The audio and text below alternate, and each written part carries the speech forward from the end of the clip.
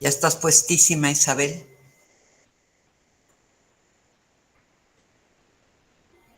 Yo sé que es viernes, que todos estamos agotados, que es cierre de mes, que andamos en la loca, pero un par de horas y terminamos. Sí, claro.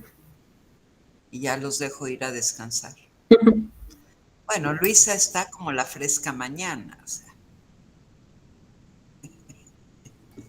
No tanto.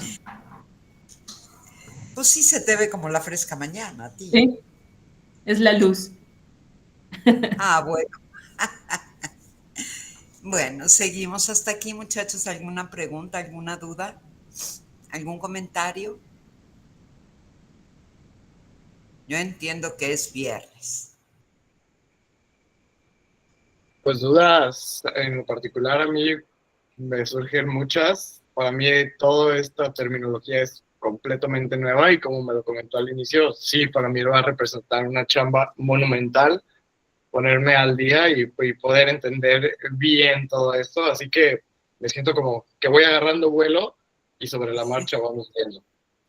Sí, y las dudas que tengas, de verdad, con toda confianza, Allen, desde luego, Alan, perdón, desde luego, no dudes en levantar la mano y decir, Nancy, no le entiendo. ¿Me lo puedes explicar más claramente? O sea, no hay ningún problema. Estamos aquí para aprender. Perfecto, gracias. Adelante, Isa.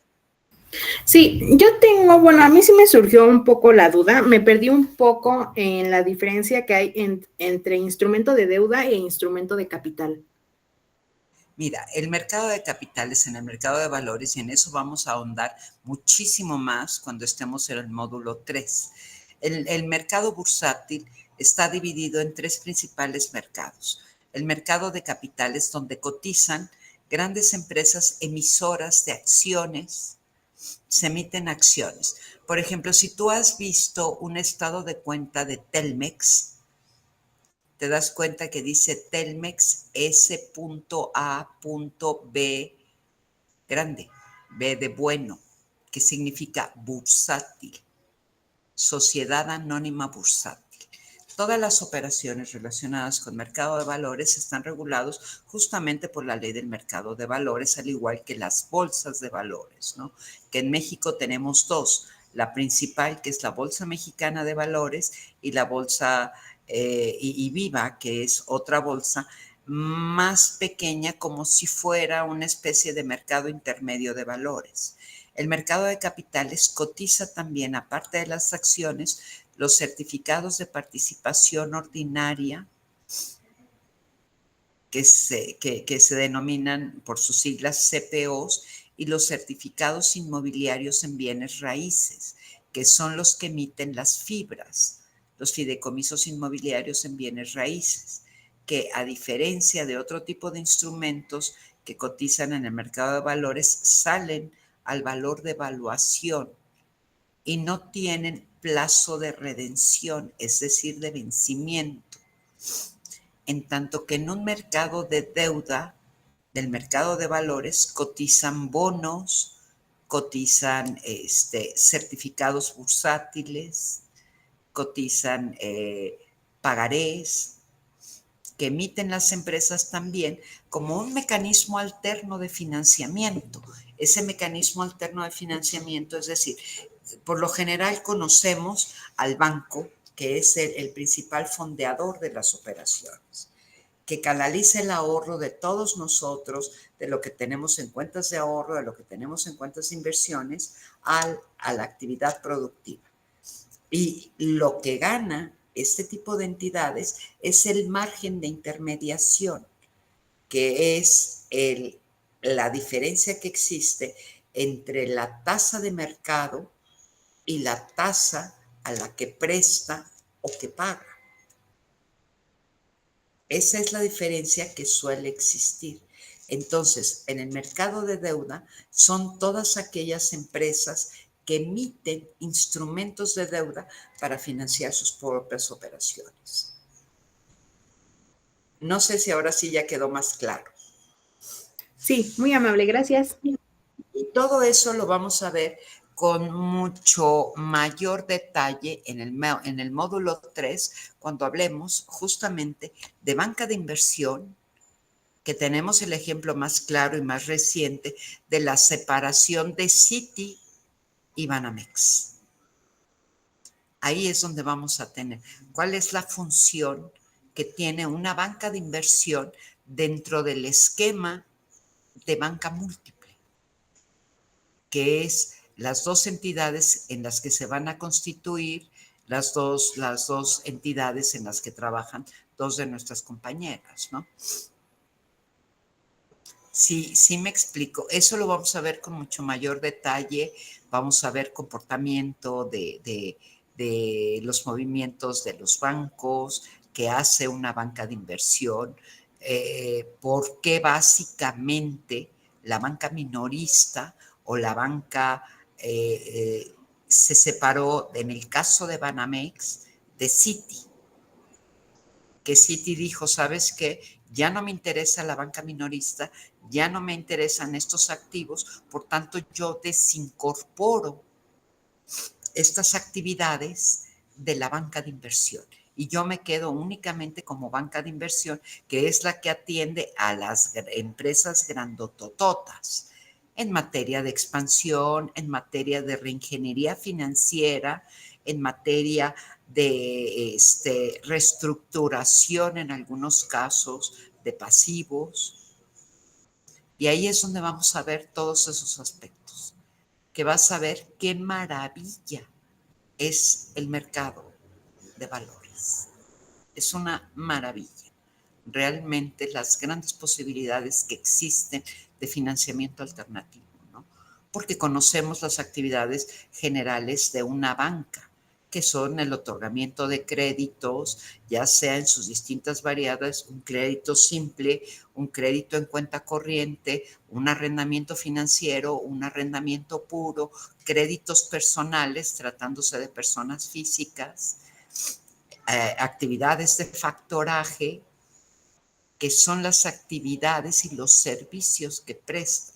¿A cambio de qué? De un margen de intermediación. Que ese margen de intermediación es lo que representa la tasa a la que yo pago las inversiones y mi tasa de mercado respecto de la tasa de mis operaciones activas.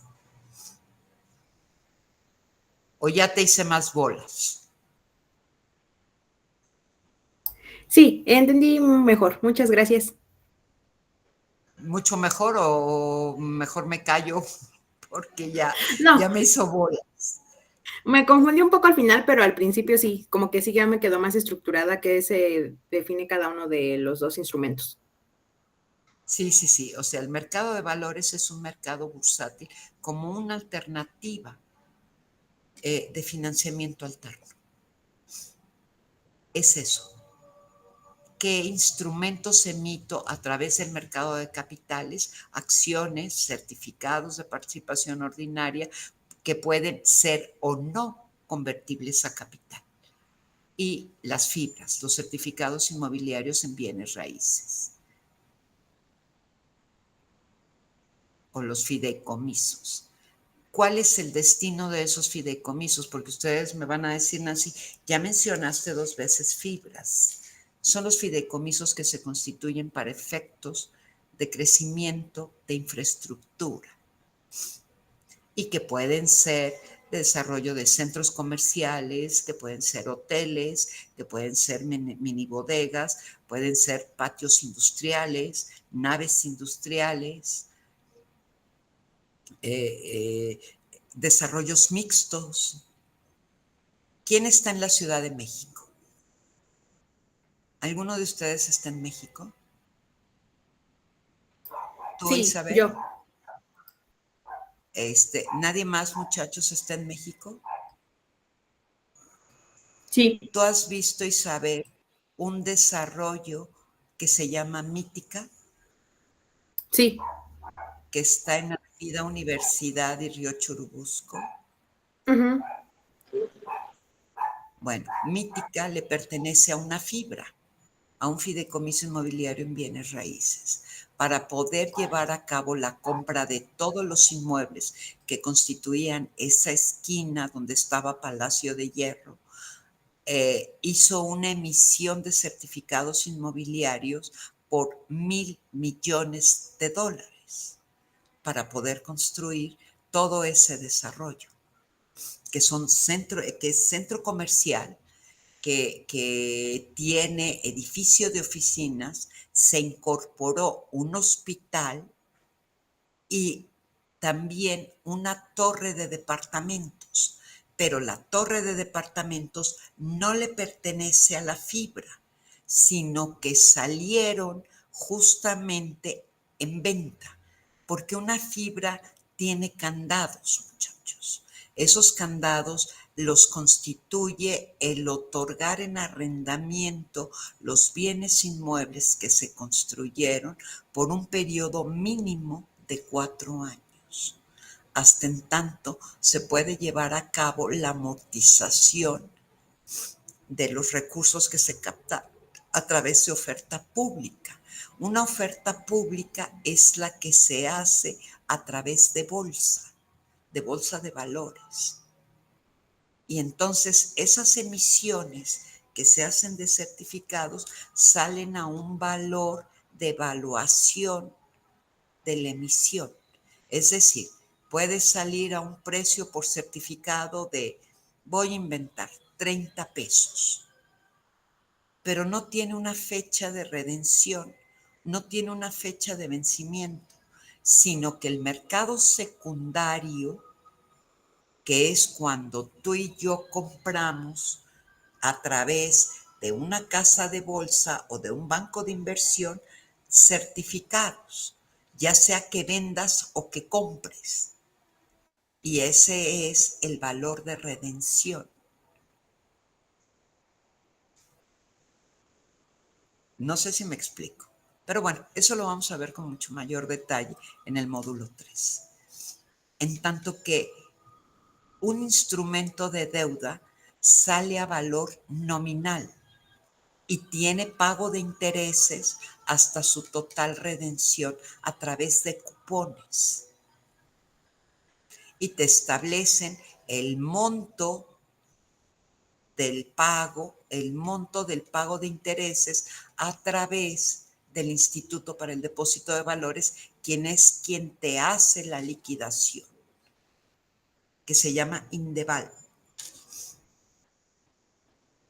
No, ya te hice más bolas, pero eso lo vamos a ver con mucho mayor detalle.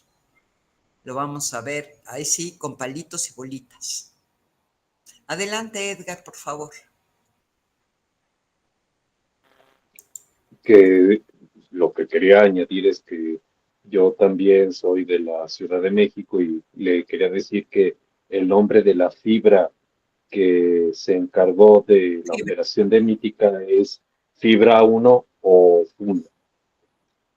¿Ok? Funo. Le llaman también Funo. Bueno, tiene mucha Es Fibra presencia. 1. Ajá, FUNO, sí. sí. Es Fibra 1, que fue la primer fibra que existió en México a partir de 2008 y que trae un portafolio de más de 3,000 bienes inmuebles y que hace emisiones ya sea a través de vasos comunicantes o directamente por la emisión de certificados. Es Fibra 1, efectivamente, Sí, que es Fibra la uno fibra más o FUNO. grande.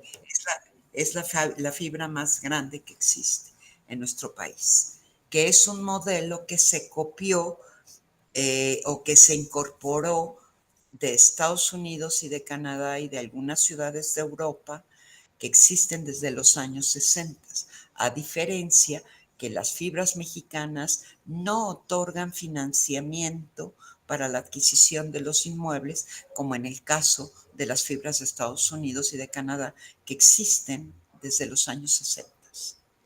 Y en nuestro país se autoriza la primera fibra, que fue Fibra 1, en 2008. Y que independientemente de que existen fibras para la construcción de desarrollos mixtos, también existen fibras agropecuarias y existen fibras de vivienda que todavía no salen al mercado, y esa fibra de vivienda también le corresponde o le pertenece a fibra 1, pero se llama fibra next, de próximo en inglés.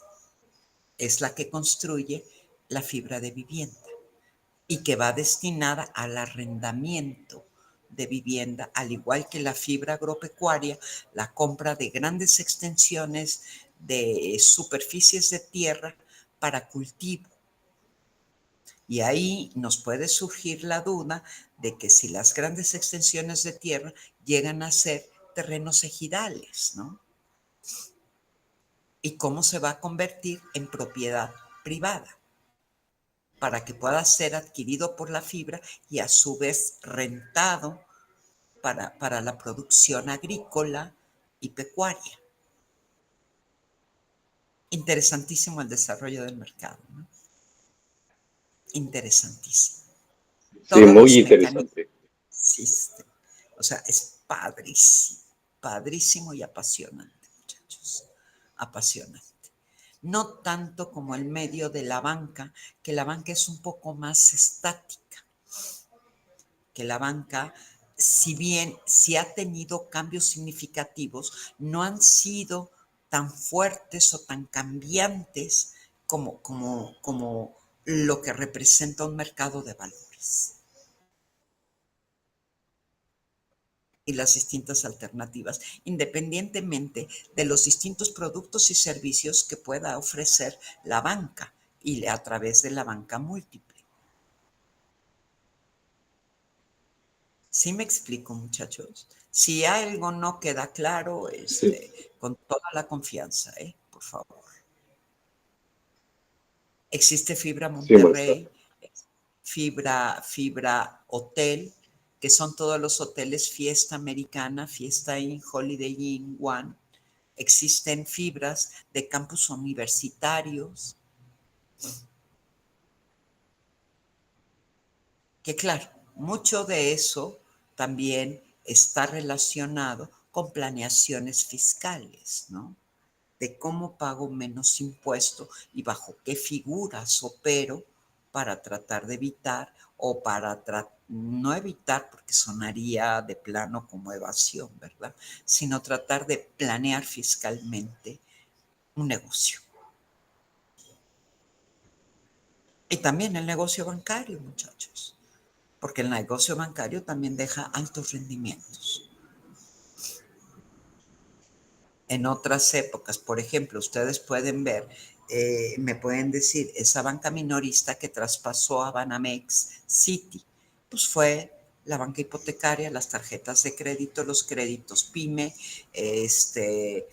las Afores, y ellos se quedaron únicamente con la parte correspondiente a banca de inversión, que seguramente ustedes han escuchado también de bancos internacionales como un JP Morgan, que es el banco más grande que existe en Estados Unidos. Y que es un banco que cuando sale de compras, agarra su canasta y órale, vaya que compra. Y aprovecha quiebras de bancos para hacerse de las instituciones, ¿no? Ya sea vía mercado o vía compra directa. Un JP Morgan, por ejemplo. U otro banco de los más grandes que prestan a sus nacionales a tasa cero, como es Abu Dhabi Bank en Arabia Saudita, otro de los bancos más grandes del mundo. Tasa cero, tasa cero. Y donde ven ustedes circular, pues puros coches de las grandes marcotas, e incluso el señor basurero trae un BMW. Sí, sí, sí.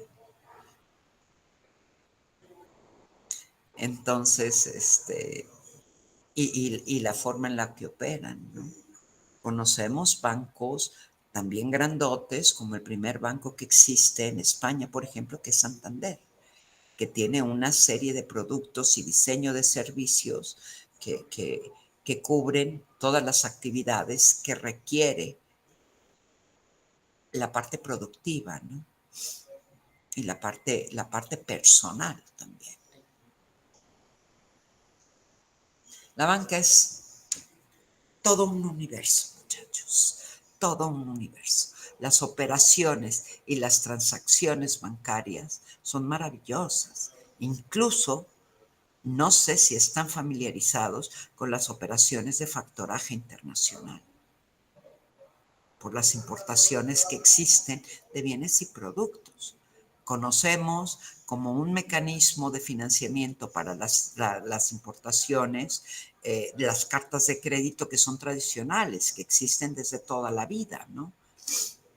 Pero existe el factoraje internacional, que es el que financia las importaciones y el que le financia al productor internacional la producción para poder exportarla.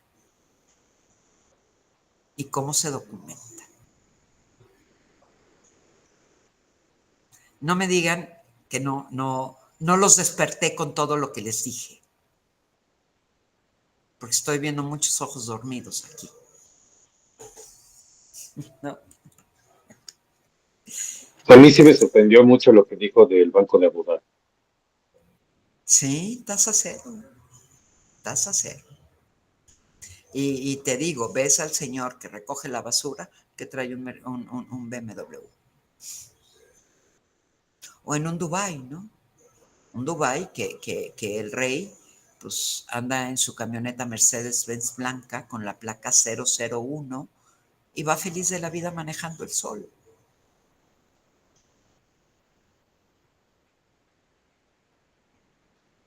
Y no me lo contaron, yo lo vi. Porque ¿de dónde creen que es mi origen? De por allá, muchachos.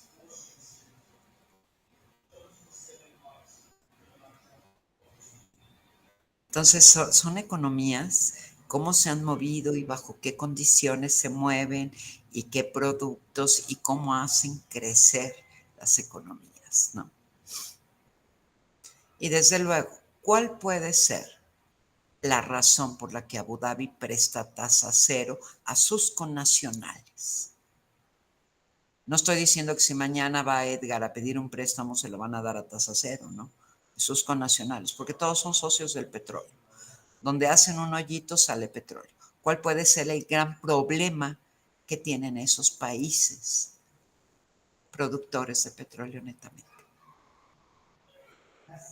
La escasez de agua. Ese es el problema de ellos.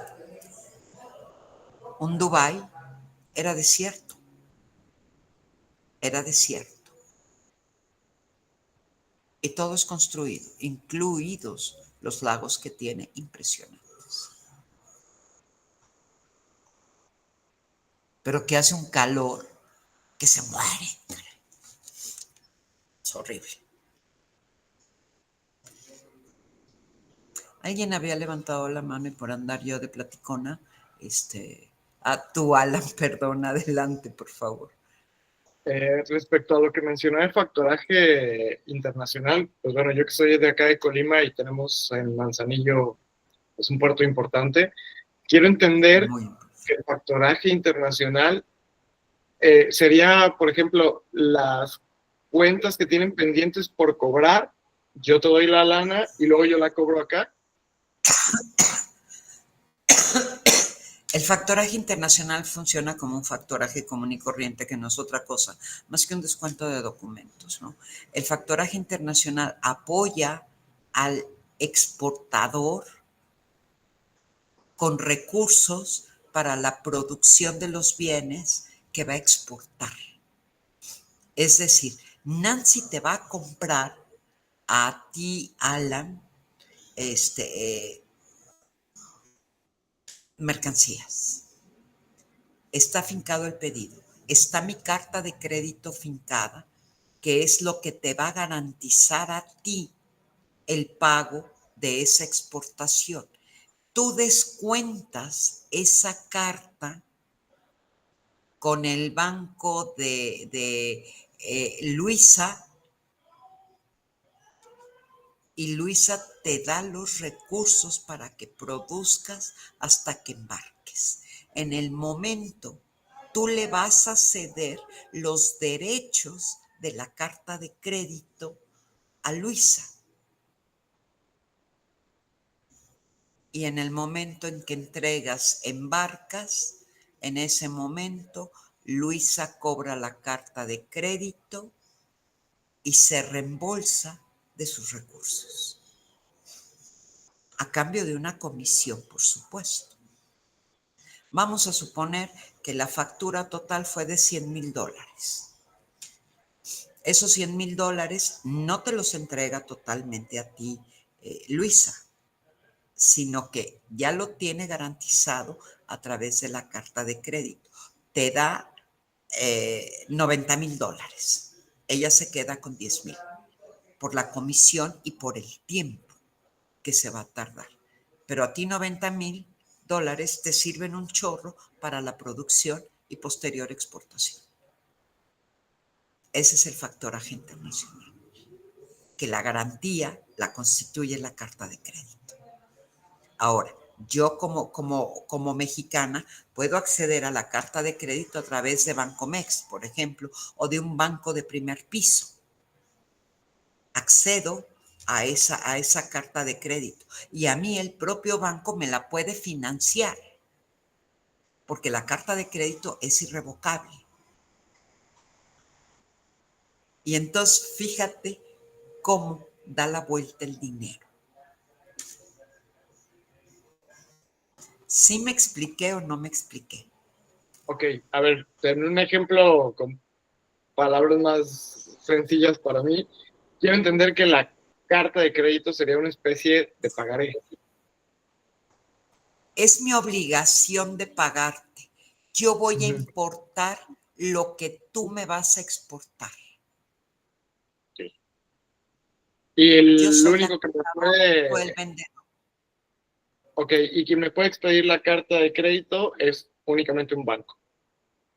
Es un banco. Ok, Es el que te expide la carta de crédito, perfecto. que se liquida hasta el momento en que se realiza la importación. Ya, ok, bien. Entendido. Es irrevocable, pero como Luisa ya se convirtió en banco, ya dejó de ser fintech, ya es banco, entonces ella te va a factorizar mi carta de crédito.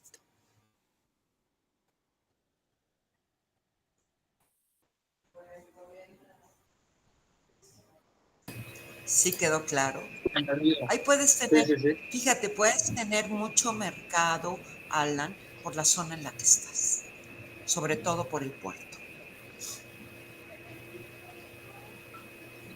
Tienes que ir estructurando tu nueva chamba con distintos productos y servicios que vamos a ver después.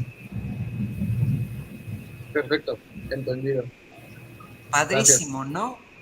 Sí, Dale, de increíble. nada. Adelante, Luisa, por favor. Mira, ya te convertí en banquera, ya te dejé ya dejaste de ser fintech. Con todo gusto. Yo trabajé en un banco y emitíamos, bueno, participábamos en cartas de crédito, pero ahorita que estaba explicando cómo funciona, nosotros participábamos con otros bancos dentro de esa carta de crédito, pero no entiendo como bien cuál sería esa participación. No sé si como que forma parte de la garantía, o sea, de que nosotros le Sí, estamos también dando esa garantía. sí, sí, sí. Ok. La carta de crédito es una garantía de que te voy a pagar, de que le voy a pagar a Alan. Yo, Nancy, Uh-huh. estoy importando. Tú, Uh-huh. Luisa, eres el banco que vas a factorizar, entonces voy a poner a Edgar. Edgar es el banco que me va a emitir la carta de crédito. Uh-huh. Le va a decir a Alan que ya está la carta de crédito irrevocable a su favor por importe de $100,000. Pero como Alan no tiene dinero para producir lo que yo voy a importar, se va a voltear contigo y te va a decir, oye Luisa, Nancy está importando cobijas por $100,000. Necesito recursos para la producción. Ok, dame la carta de crédito, me estás cediendo a mí los derechos de la carta de crédito que Edgar emitió.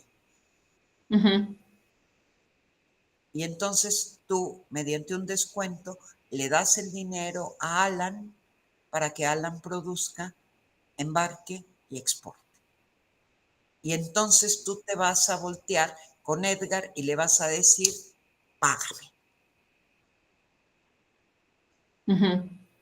Por su parte, Edgar a mí me puede dar crédito para pagar esa carta de crédito.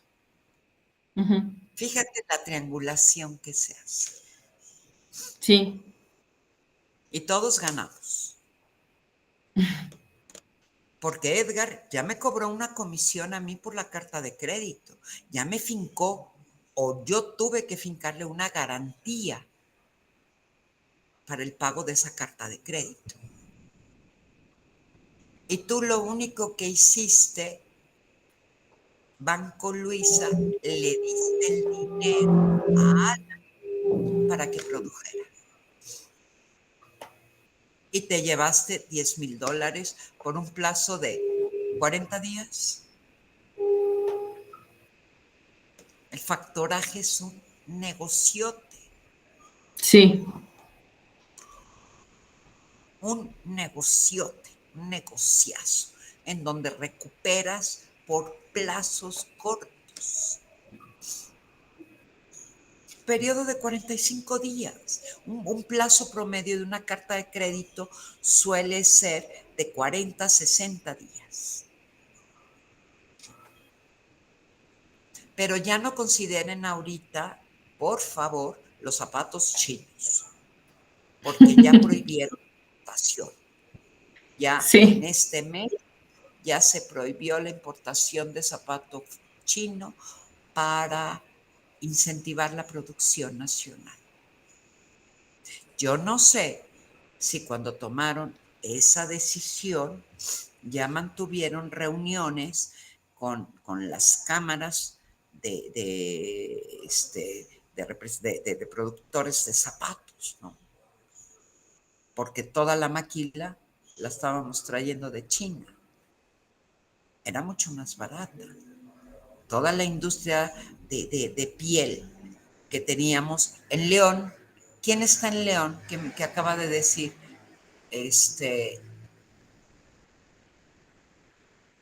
alguien que se mudó a León. ¿Fuiste tú, Grecia? No me acuerdo. Creo que Susana, ¿Alguien ¿no? O Susana, sí, que se fue a vivir a León. Pues León era gran productor de zapato de piel y zapato de exportación. Y después vino toda dentro de la globalización, la producción en China, que era mucho más barato. Entonces yo cierro, pero no sé, yo desconozco si tenemos máquinas productoras, tenemos suministro de piel o fabricación de fibras sintéticas para la producción de piel. Si ya desde octubre, por ejemplo, nos habían impuesto o habían impuesto aranceles a la importación de zapato chino, que iba entre un 25 y un 50%, ahorita ya está prohibida la importación. Prohibida. Y fíjense en qué época, ¿no? Entonces, la planta nacional va a tener que producir así, porque se vienen las ventas o las grandes ventas de las tiendas departamentales, ¿no? Y en donde seguramente les han contado que desde luego nosotras llegamos a las zapaterías, pero a acabar con todos los zapatos, ¿verdad? Seguramente lo han escuchado por ahí del primo de un amigo, ¿no? Pero así es. Imagínense ustedes ahorita cómo van a trabajar a marchas forzadas las empresas zapateras. Y ahorita te atiendo, Edgar, permíteme un segundo. Déjenme decirles que a este respecto yo acabo de recibir una solicitud de un cliente que se dedica a la industria del zapato justamente en León, en donde va a adquirir una máquina que cuesta 8 millones de pesos. La fábrica esta vende al año 182 millones de pesos. Ahorita. Ahorita deben estar que brincan de felicidad por la prohibición de la importación, ¿no? Imagínense nada más. ¿Cómo va a incentivar esto la producción? Pero ¿tendremos la capacidad? ¿Tendremos las maquinarias, las cortadoras, el suministro de materia prima? ¿Recuerdan que dentro de los riesgos financieros que hablamos de un riesgo proveedor? Ahí está. Adelante, Edgar, te escucho.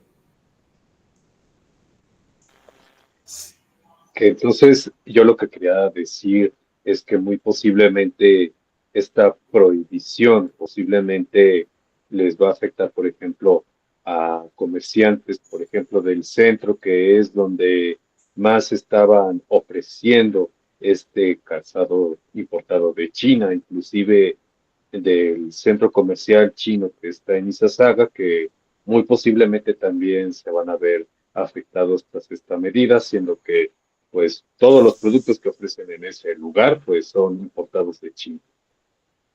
Pues claro, claro, claro. Pero déjame agregar a tu comentario que no obstante, marcas de zapato, por ejemplo, de mujer, que es manufacturado en China, pues, compras un par de zapatos en 5,000 pesos, ¿eh? O sea, sí le va a afectar a tiendas departamentales, no solamente a esos maxicentros comerciales chinos, que encuentras cualquier cantidad de porquerías que vas y compras y llegas a tu casa y chin, ya se rompió, ¿no? Pero bueno, o sea, no lo veo yo tanto como una afectación al mercado chino en nuestro país, porque si tú te volteas del otro lado, ves que están llegando grandes cantidades de coches chinos. BYD, Chery, otra marca GWM, Bike, o sea, una cantidad de coches chinos que ves ahora en las calles, bien bonitos, eso sí, bien bonitos, pero son chinos. Se le abrió la frontera a la importación de coches que en nuestro caso como México nosotros no tenemos productos, coches mexicanos, sino que todos son marcas extranjeras que se fabrican en nuestro país. Yo te puedo decir que la zona de influencia de donde está la empresa que yo dirijo es el norte, está en Saltillo, muy cerca de ti, Joseph, que tengo que llegar yo a Monterrey para irme a Saltillo, ¿no? Sí, a 35 minutos, 40. No, 35 minutos, pues solo que te vayas a 200 o volando, mijito. Normalmente son... Es que vivo pegado a la zona de la carretera, ahí para Saltillo. Pues sí, son 40 o 45 por la autopista, y eso siempre y cuando no te agarre un accidente, pues si no ya te quedaste varado ahí 9 horas, como me pasó a mí. 9 horas. Pero bueno, y lo que yo quería decirte, o lo que te digo, ¿no? Ahí están las grandes maquiladoras, las grandes distribuidoras y fabricantes de Ford, de General Motors, está Daimler, está en materia de coches y todos sus satélites, todos sus satélites. Fíjate nada más el gran movimiento que tiene, ¿no? Pero ahora la importación de tantos coches chinos, pues te va a afectar automáticamente la fabricación y la importación de coches japoneses, por ejemplo, o de coches alemanes. Entonces, ¿qué tanto le va a afectar a ese sector? Esos de Maxi China, pues digo, con todo respeto, venden cualquier cantidad de porquerías, ¿no? Cualquier cantidad de porquerías. Pues es la verdad, muchachos. Y que creo que la de Izazaga a la que te refieres, Edgar, la clausuraron. O Sí, pero ya la reabrieron. ¿Ya la abrieron? Sí, ya tiene tiempo que la reabrieron, a pesar de la controversia que menciona que se generó. La controversia. No, pues porque no tenían permisos de importación, porque las importaciones eran piratas. Por eso la cerraron. Pues cuál controversia, a estos cuates les costó un lanal volverlas a abrir, pero un lanal, ¿no?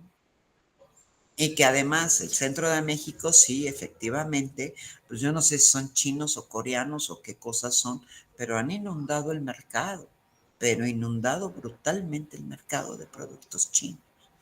Y no solo En eso, su sino en mayoría son otros países. chinos.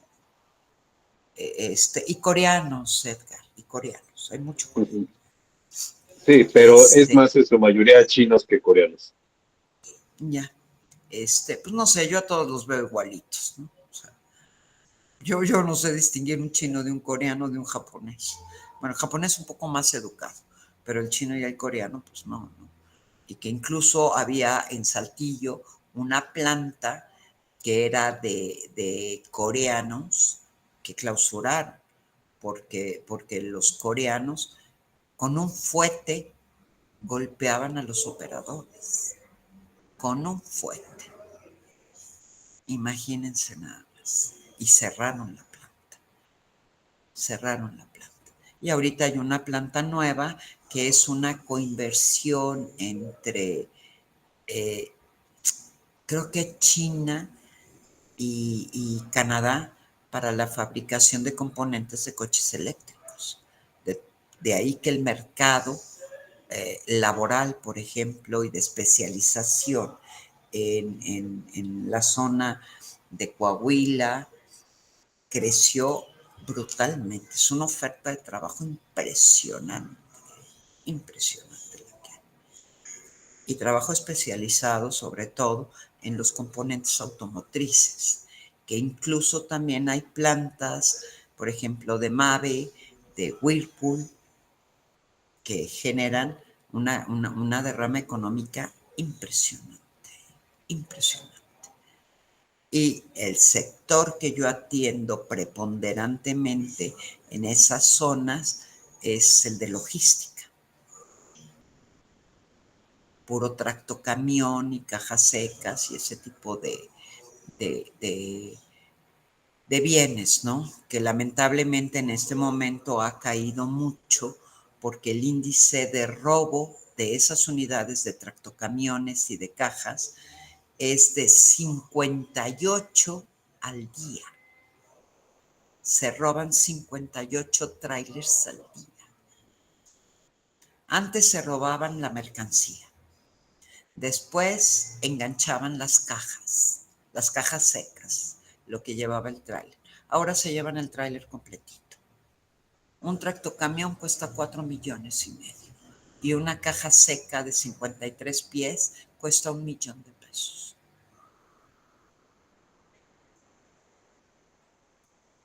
Imagínense, 58 trailers al día se roban en carreteras nacionales.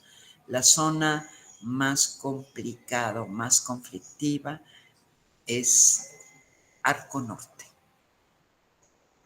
El 50% del robo se produce en esa zona. En ocasiones bajan al operador y no le hacen nada. En otras ocasiones lo dejan amarrado con cinta plateada a pie de carretera. En otras ocasiones sí lo lastiman. Sí lo lastiman. Imagínense ustedes. Y luego, con esto de lo de los aranceles del señor Trump, pues ya me dirán ustedes cómo está el mercado, ¿no? Complicadísimo, complicadísimo.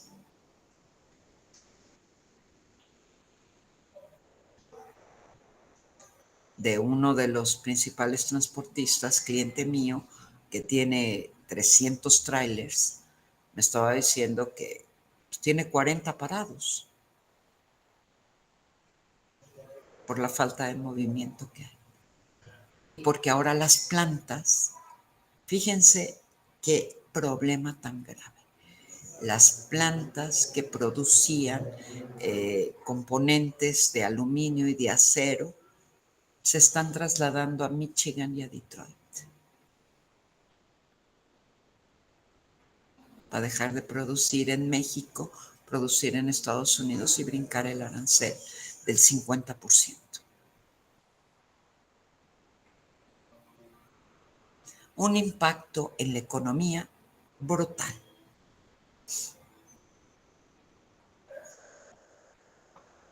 ¿Cómo ven?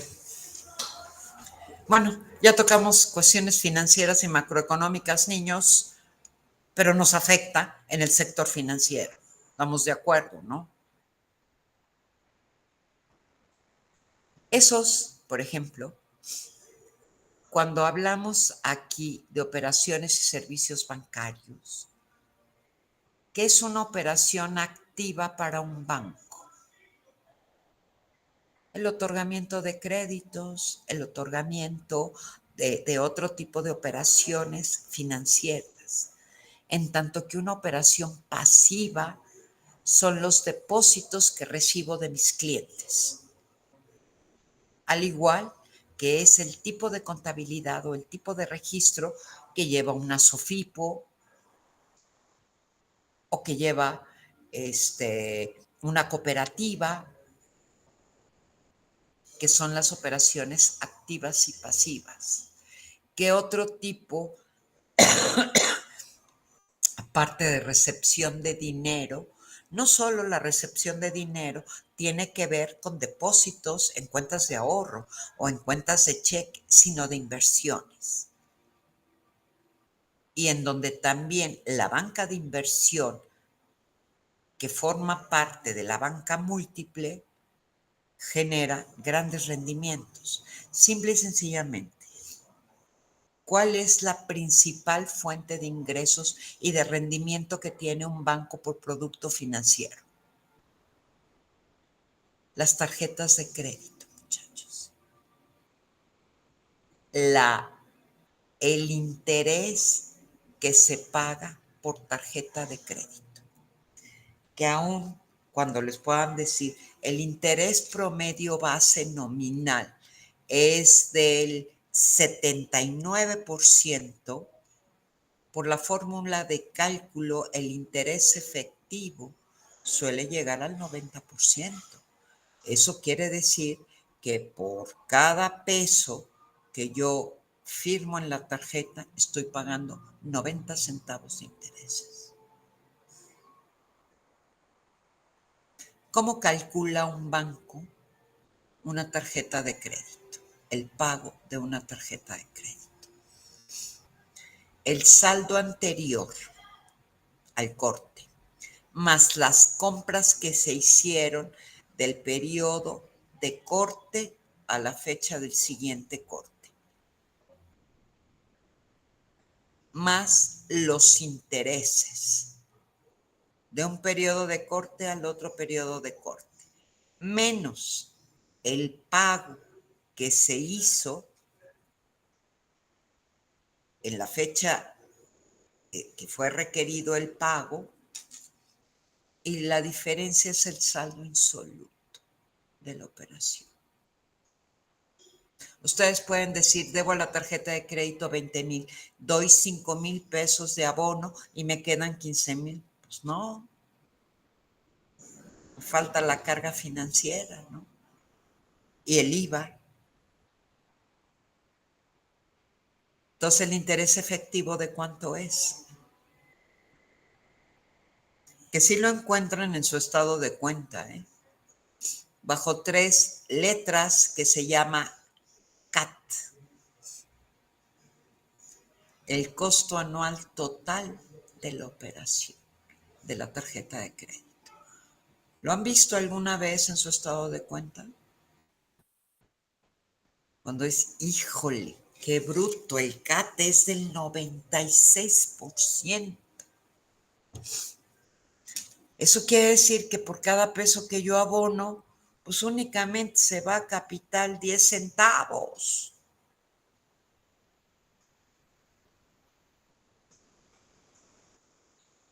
Una tarjeta de crédito no es dinero extra, muchachos.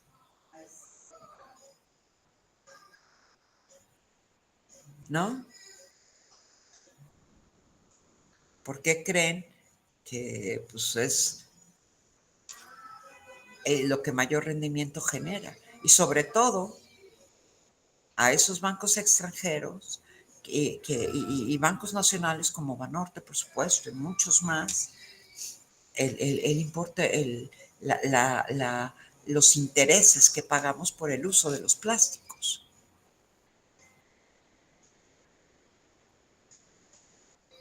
Ahora no van a poder dormir, ¿verdad? Van a estar haciendo cuentas.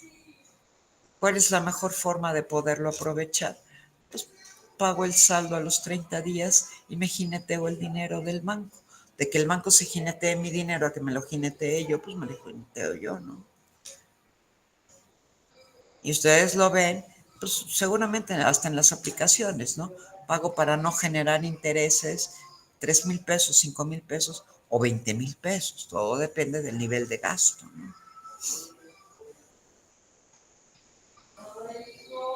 Porque desafortunadamente vemos una tarjeta de crédito como un dinero extra cuando no lo es. Cuando no lo es. Pues se tiene que pagar.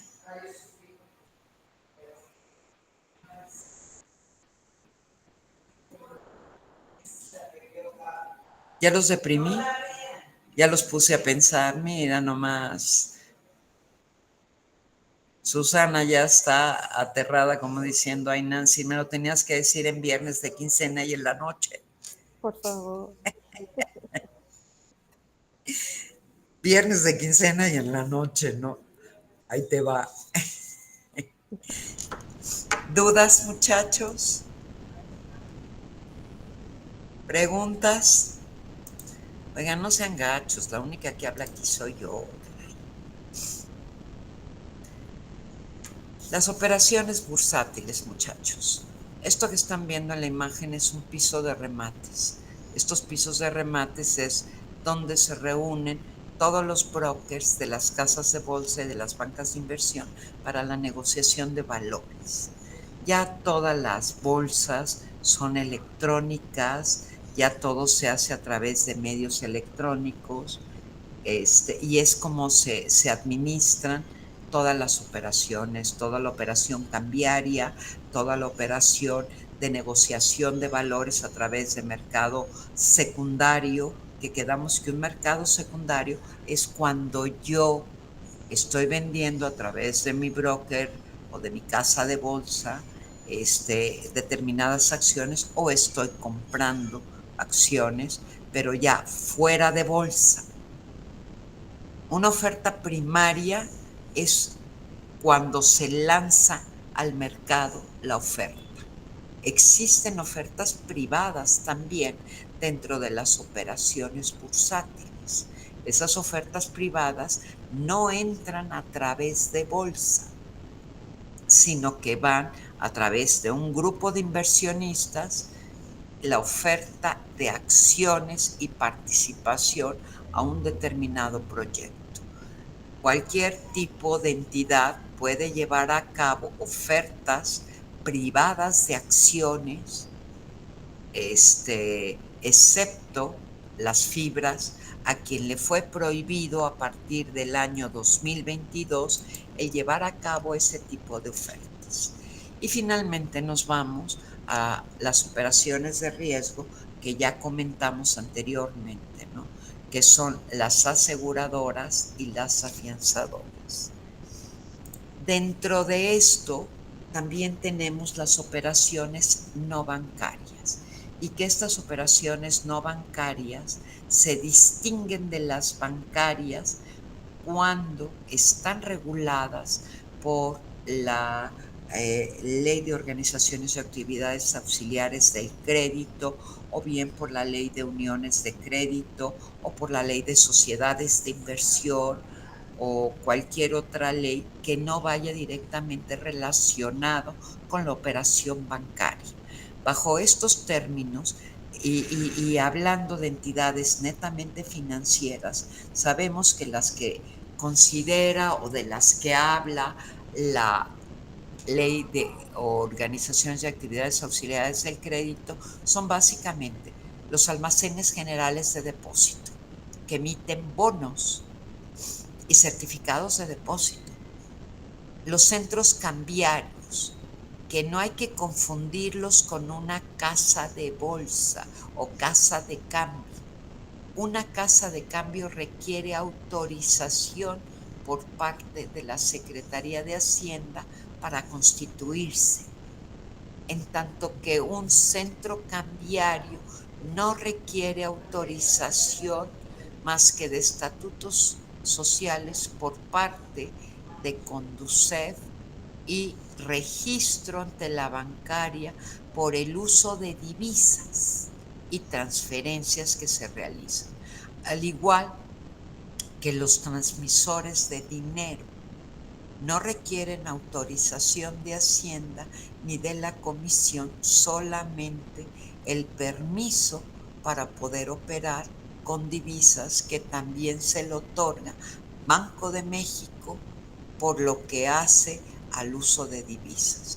Y finalmente, las sociedades financieras de objeto múltiple, entidades no reguladas, porque ya cuando se trata de entidades reguladas, se rigen a través de la Ley del Mercado de Valores y le es aplicable las normas que establece la Circular Única de Bancos en cuanto a cumplimiento, independientemente de que para revelación y evaluación se toman en cuenta las normas de información financiera. Una sociedad financiera de objeto múltiple tiene autorizado o tiene como actividad preponderante únicamente el otorgamiento de crédito, arrendamiento y factoraje financieros. Sin embargo, sí se le permite a este tipo de sociedades el otorgar o las operaciones de arrendamiento puro o arrendamiento operativo, en tanto que el financiero se denomina capitalizable. ¿De dónde puede surgir esta diferencia en el tipo de operación entre un arrendamiento financiero y un arrendamiento puro, o un arrendamiento capitalizable o un arrendamiento operativo?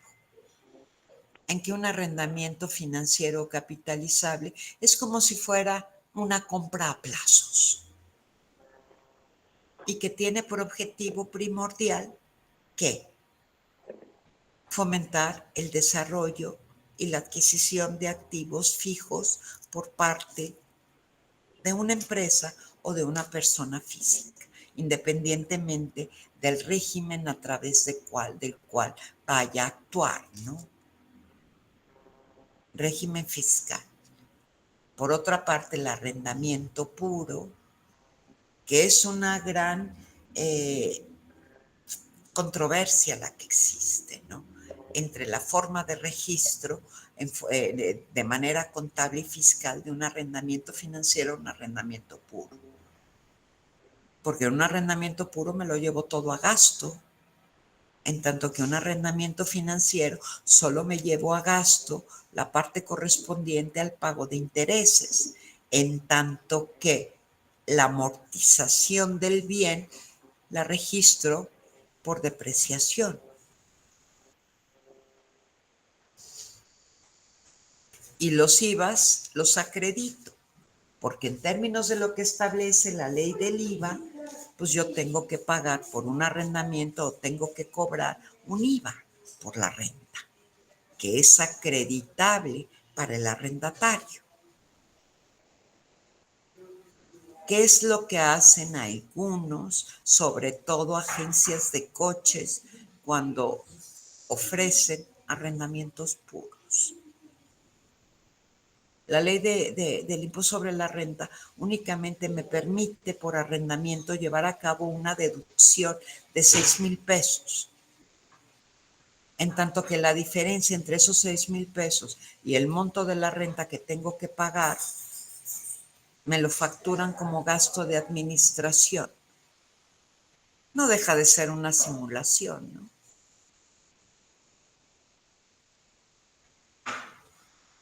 Bueno, de aquí conmigo van a salir hasta fiscalistas. Y en un arrendamiento financiero me voy por un valor residual que voy amortizando durante toda la vida de la operación. No necesito dar un enganche como sucede en una operación de crédito. En tanto que en un arrendamiento puro sí otorgo un enganche y ejerzo una opción a compra. Pero ojo,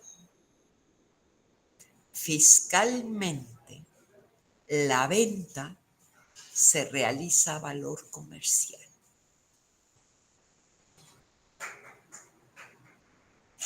Fíjense nada más esa diferencia que existe entre uno y otro arrendamientos. Pero bueno, ya lo platicaremos cuando veamos los productos y servicios, que hablaremos del factoraje, que de una u otra forma ya está explicado en su aspecto internacional, pero también tenemos el doméstico, el que cuando es una operación de factoraje con recurso o sin recurso, cuando es una operación de factoraje que otorga una empresa AAA. ¿Qué es una empresa AAA? Pues las empresas que tienen líneas directamente de la banca de desarrollo para el descuento de documentos o para el desarrollo de sus proveedores. Y que ellos mismos compran su papel mediante la comisión que Luisa nos cobra.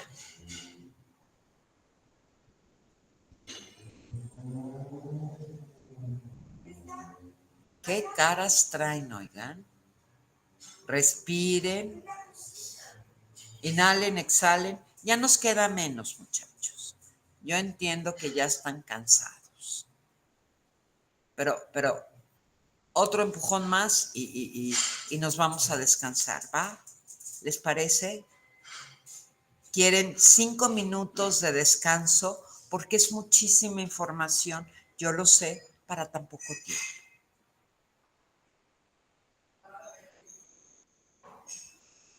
¿Quieren 5 minutos o terminamos 10 minutos antes?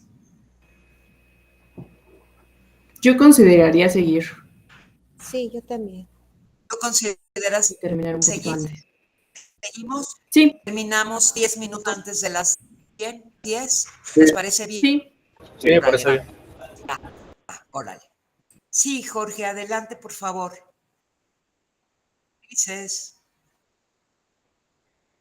Ulises levantó la mano y luego se arrepintió. Adelante, Alan, porfa. Está apagado tu micrófono. Perdón. Me quedó claro lo que tiene que ver ya con el factoraje internacional, pero ahorita que estábamos hablando del factoraje financiero, quiero entender entonces ahora que el factoraje financiero sería una especie como cuando venden una cartera. No, es el descuento, es lo mismo. Es lo Ok, mismo. Vamos a suponer, y mira, te lo explico. Vamos a suponer, y es un nicho de mercado que puedes explotar de verdad, Alan, brutalmente, ¿eh? El factoraje es una operación financiera que existe desde 1906. Su origen lo tuvo en México las centrales de abasto, que llegaban y decían, te vendo este camión de jitomate o de tomate verde. Cuesta 6 millones de pesos. Te presto, pero regreso a las 6 de la tarde por 6.600.000 pesos. No se firmaba un papel, no se firmaba nada, todo era la palabra. Y con el mismo término bursátil de cerrado. Cuando tú dices cerrado, cerrado, y no media un documento, no media una firma, no media un pagaré. ¿Cómo se fortalece el factoraje? Vamos a suponer, Alan, que tú tienes un cliente. Ese cliente es proveedor de Soriana. Soriana paga a los 180 días. Es decir, le está cargando al proveedor el financiamiento por 180 días. ¿Quién te soporta un financiamiento de 180 días? Considerando que el 98% de tus empresas son pequeñas y medianas. Difícilmente te lo soportan. Entonces sí, sale Soriana y te dice, te puedo comprar mi cuenta por pagar, mi factura por pagar. Si mi factura fue de 100,000 pesos, te voy a aplicar un descuento por esos 100,000 pesos. En lugar de darte 100,000 pesos, te voy a dar 95,000. Pero te pago ahorita. Y ya no tienes que cargar con un financiamiento que tienes que esperar 180 días para cobrarle. Ahora, la banca y otro tipo de intermediarios financieros también otorgan factoraje. Existe factoraje con recurso y sin recurso. Con recurso quiere decir que trae garantía. La garantía la puedes constituir también tú como titular de la cuenta por cobrar. Y sin recurso quiere decir que es el valor del emisor del papel o de la factura o de la cuenta por pagar quien está garantizando. Si tú vienes conmigo, por ejemplo, y me dices, oye Nancy, quiero que me abras una línea de factoraje por 5 millones de pesos. Mis principales clientes son Cemex, Soriana, Comercial Mexicana, H-E-B, son mis principales clientes, Chedraui, son mis principales clientes. El plazo promedio de cobro de todos ellos, si me voy a un promedio ponderado, es de 150 días. Yo necesito seguir produciendo. Yo no puedo hacerme cargo del financiamiento de esas cuentas por cobrar a tasa cero. Te digo, ok, va, como son empresas AAA, yo no necesito que me garantices nada. Y te compro el papel. Y yo me volteo a los 180 días con Soriana, a los 120 días con Comercial Mexicana, a los 150 días con Chedraui. Y les cobro a ellos. Pero ese financiamiento de los días entre la fecha en la que te recibí el papel y la fecha en la que te pago, yo ya te lo desconté.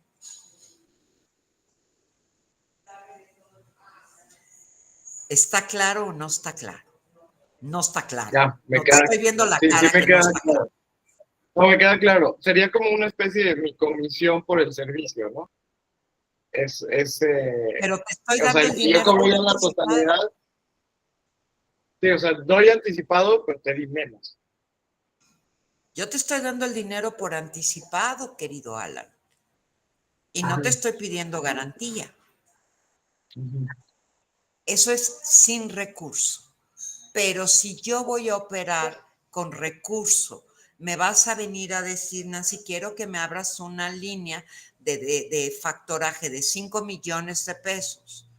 Y el papel que te voy a descontar es de las compras que me hace Edgar, Grecia, Jorge e Isabel. ¿Quiénes son? Quiero ver cómo están o qué antecedentes tienen de pagos contigo y todo esto. Pero tú, Alan, me vas a garantizar el pago en caso de que Edgar no me pague a mí por la cesión de derechos de cobro que tú me firmaste. Y entonces me dices, ok, Nancy, te puedo garantizar con un bien inmueble que valga 10 millones de pesos para que yo cubra un aforo de 2-1. Y entonces te digo, va. Y descuentas la factura que te debe Edgar o la cuenta por cobrar que te debe Edgar, que te debe Grecia y que te debe Ulises. Pero ¿qué sucede si Edgar no me paga? Yo me volteo contigo y te finco un crédito y te digo, me voy sobre el inmueble. Como yo ya cambié mi estructura jurídica o alternativa para no irme a un juicio ante la incertidumbre que tenemos, entonces yo ya te fideicomití y me voy sobre el patrimonio de ese fideicomiso de garantía y fuente de pago.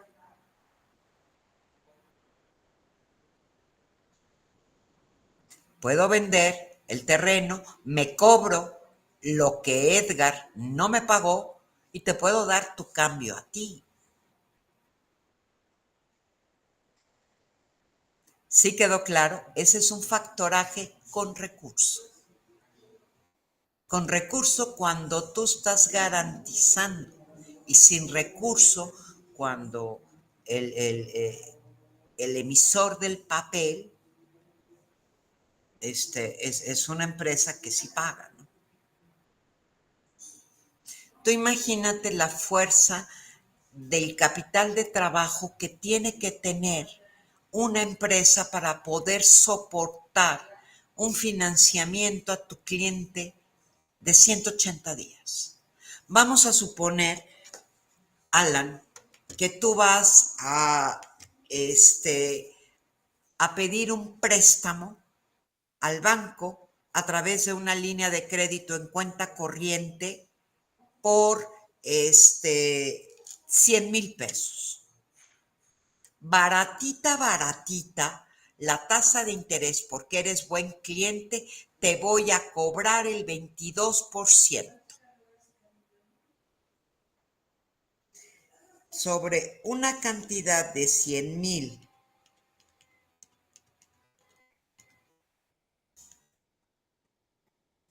al 22%, tú le vas a tener que pagar al banco por 6 meses 11,000 pesos.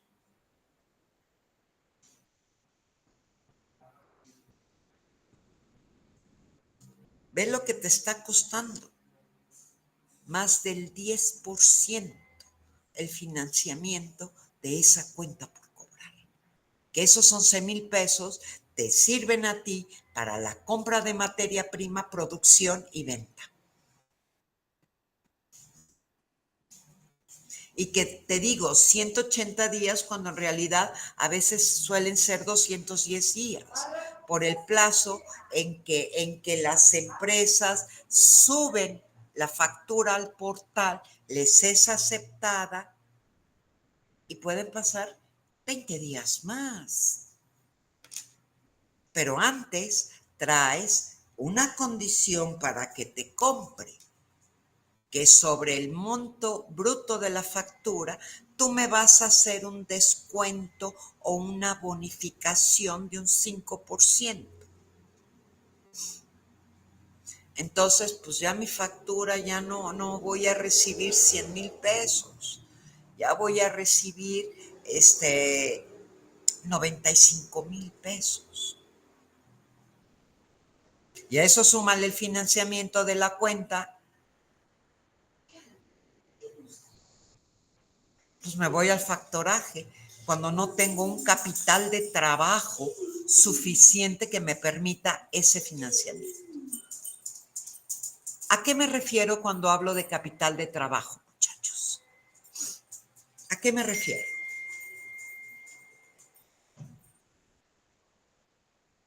A los recursos con los que cuenta una empresa para hacer frente a sus obligaciones de corto plazo. ¿Y cuáles son mis obligaciones de corto plazo? ¿Han visto ustedes un balance? Un activo y un pasivo de corto plazo.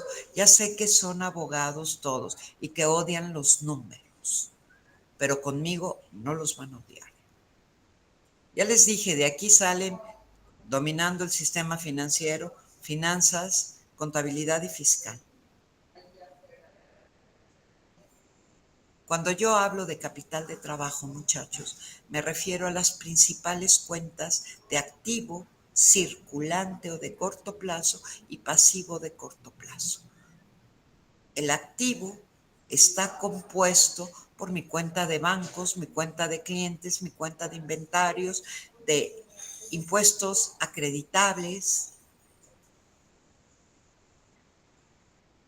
Por otro lado, mi pasivo de corto plazo está compuesto por mi cuenta de proveedores, por mi cuenta de acreedores diversos y mi cuenta de créditos bancarios, porción de corto plazo. Porción de corto plazo son 12 meses. A la resta del activo menos el pasivo de corto plazo, eso es el capital de trabajo.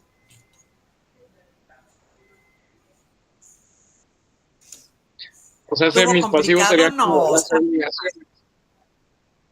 Mis pasivos son las ¿Eh? obligaciones que tengo, ¿no? Los Básicamente. pasivos son las obligaciones que tienes. Ok. Es más, yo les voy a enseñar a calcularlo. Yo les voy a enseñar. Ya sé que son abogados y que odian los números. Porque yo en la casa tengo una abogada magistrada de un tribunal administrativo que aborrece los números. Aborrece los números. Entonces, por eso ya sé que ustedes aborrecen los números, ¿no? Pero yo les enseño a calcularlos. Ya les dije cómo está compuesto.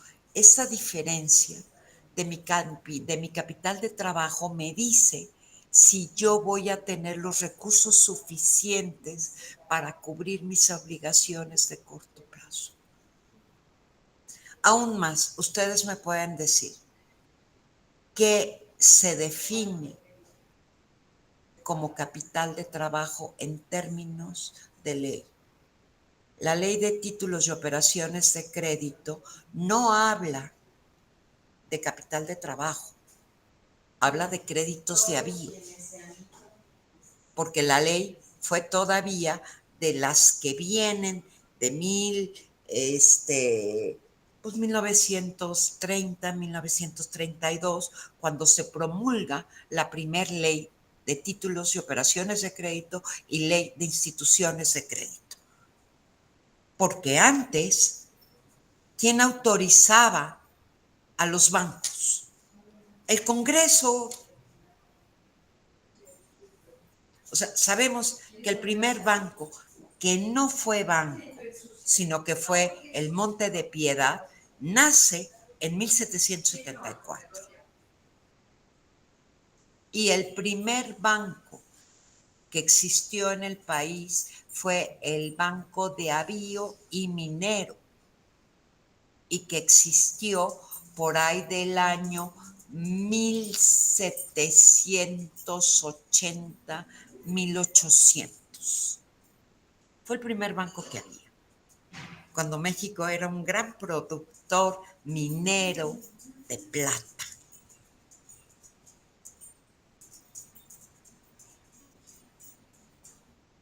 Fíjense nada más. Es cuando existe.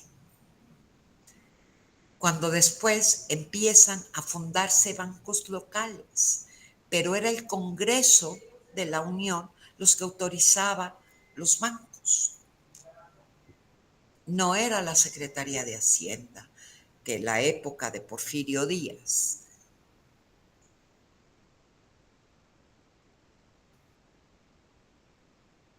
¿No? Y cómo fue cambiando. Era justo lo que comentaba yo hace unos días, que hablábamos de las oficinas o de las sucursales bancarias. Antes, el señor gerente de un banco era toda una institución.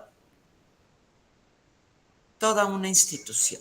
A partir de la fundación de esos bancos, el gerente del banco no tenía la total representación ni facultades en cuanto a la tasa de interés, pero sí la tenía en cuanto al plazo.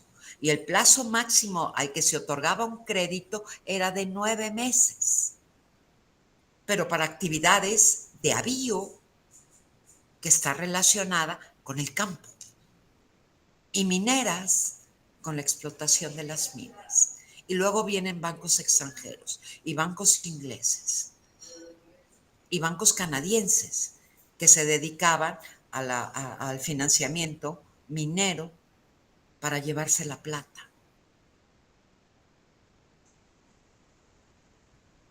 La historia de la banca, muchachos, es interesantísima.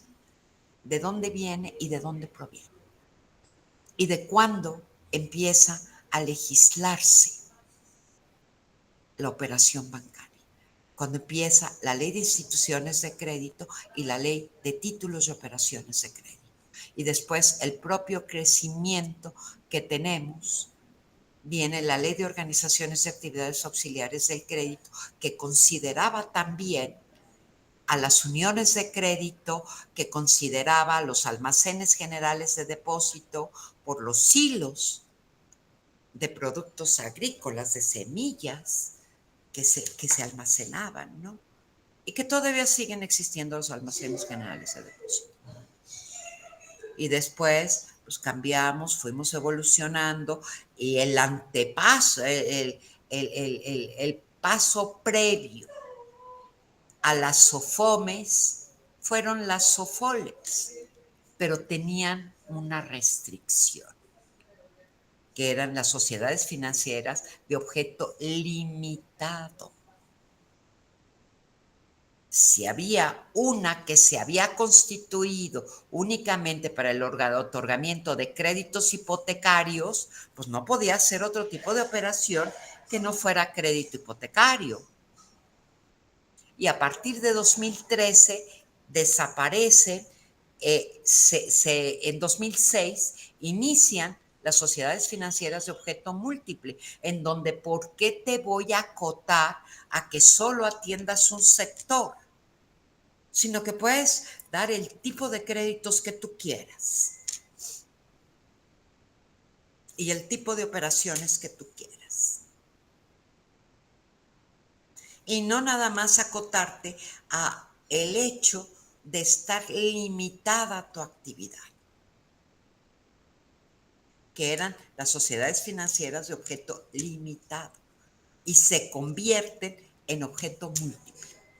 Y es cuando aparece el término de regulado y no regulado.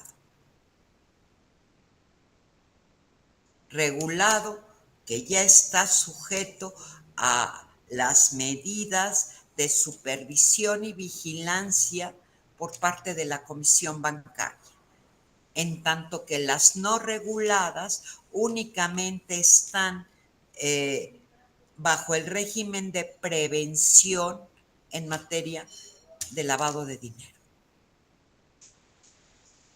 Y que tenemos las obligaciones que considera el artículo 115 de la Ley de Instituciones de Crédito y las disposiciones emitidas por la Unidad de Banca, Valores y Ahorro, que nos rigen a todos los que estamos aquí, que pertenecemos al sector financiero.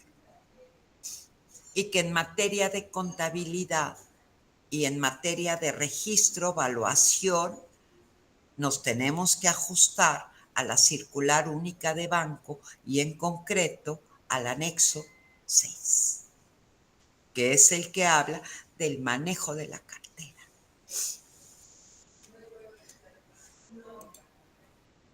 No, bueno, les digo que bárbaros. Como Banco Central, muchachos, Banco de México, autónomo desde 1995, porque antes dependía de la Secretaría de Hacienda. Tenemos la Ley de Protección al Ahorro Bancario, la Comisión Nacional Bancaria y de Valores,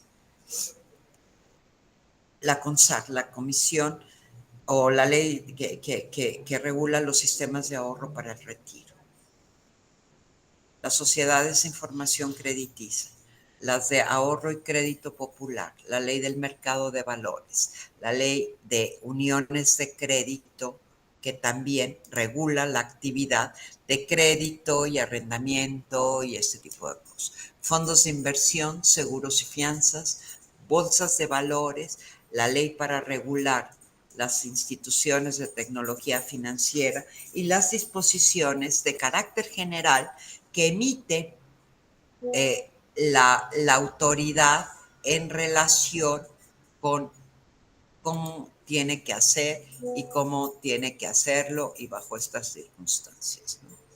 Y finalmente nos vamos a los marcos de referencia internacionales. Y si quieren, muchachos, aquí nos quedamos.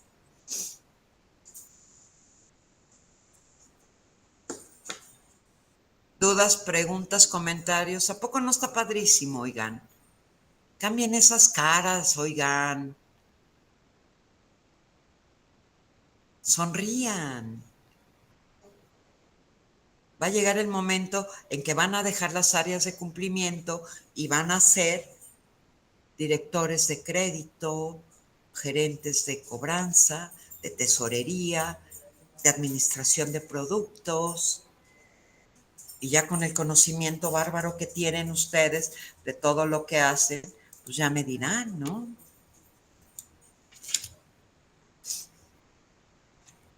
De mi cuenta corre que de aquí lo saco yo hasta calculando capital de trabajo, oigan. Y si me apuran tantito, hasta los ciclos de efectivo de una empresa. ¿Saben lo que gana un analista de crédito, muchachos? 45,000 pesos netos mensuales.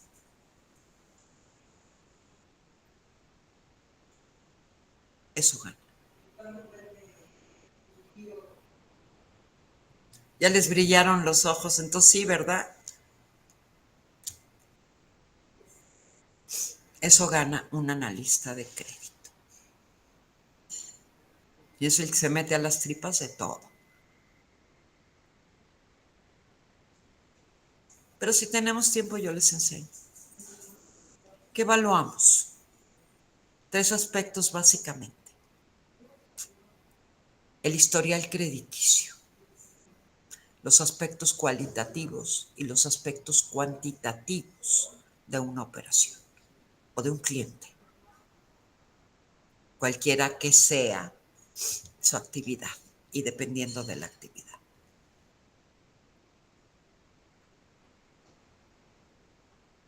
Claro, yo sé que ustedes ganan mucho más que eso, ¿no? Pero no me hagas esas caras, Isabel, por favor. Pero el mercado está muy demandado, muchachos. Así que ahí tienen otra oportunidad.